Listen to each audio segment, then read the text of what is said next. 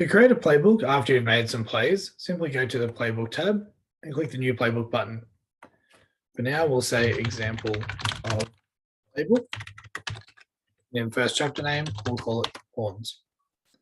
If you wanted to put it in a specific folder like fast print, you can, and it will just automatically populate in there. You can also just move it out into the playbooks folder itself. Now there's two things we can do because we're running, well, we've got a chapter called horns. I can select anything in horns or that's relevant for me. I can filter it down to just horns and then right click, check all plays. And then instead of manually adding one play at a time, I can right click add plays to chapter horns or check plays and they'll drop themselves in there. I can right click and create a new chapter and say inbound. And I can simply drag and drop sideline baseline. While obviously this is a 5-out motion, I can go and just drag anything into wherever I want. I can rearrange it as simple as clicking and dragging. I can delete, and it's saying, are you sure you want to remove the play motion from this playbook? Yes, it doesn't affect the actual play itself, it's just removed it from the playbook. Something else we can do is create a new section, and we'll go horns numbers. We'll just drop 45, 45, and 54, and we'll rename this section to horns special. Now, if we go to preview, by default, it will be set up to 1 frame per page. So to make some changes, simply go to playbook settings. And by default, playbook is where you want to make your main changes before going into more detail for chapter and sections. So if I go here, I like the title to be the playbook title, and I like the subtitle to be the season. Click apply, and then all the pages will have example of playbook at the top and the season. Now, some of the plays are going to be 22 to 23 or 14 to 15. So you can see that that won't always be consistent if you're using plays from multiple seasons in your playbook. But it gives you the option. Now, to change the layout, simply go to frames per row. We'll go 2 by 2 just for an idea.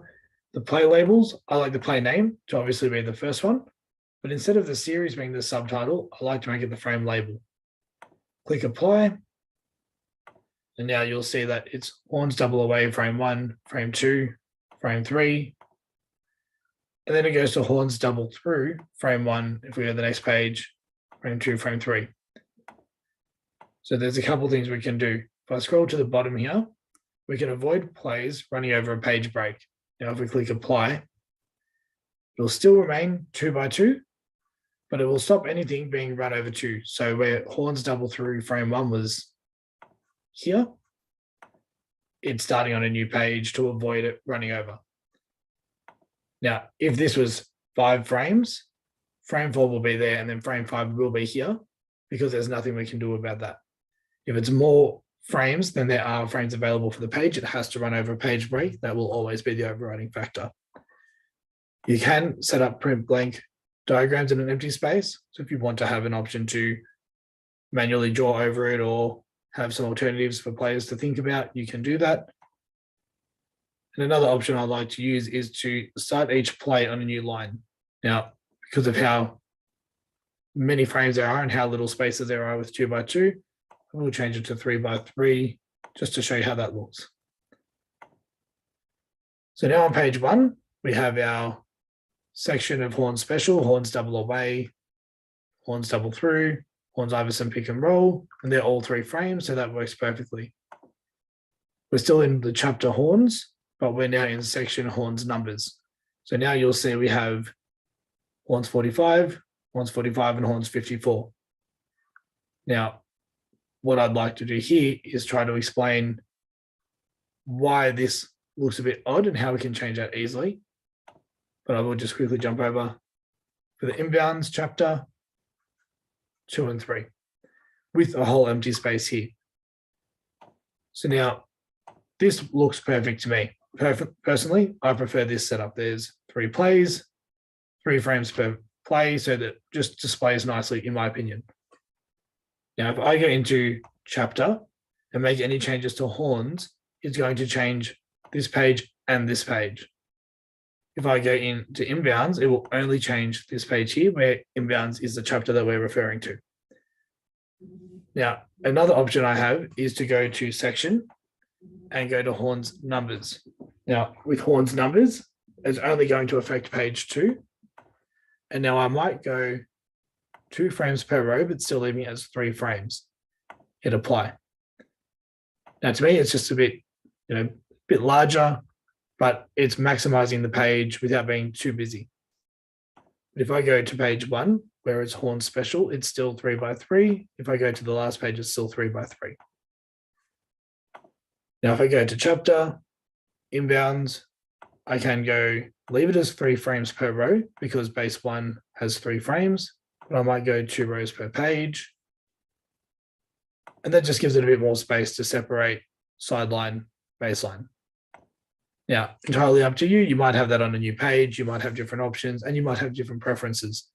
But that is just the way I like to do it, and just showing you the difference between the playbook settings that set up the base of the layout, but how you can go into chapter and then section to break it down even further to maximize your preference of how you want your playbook displayed.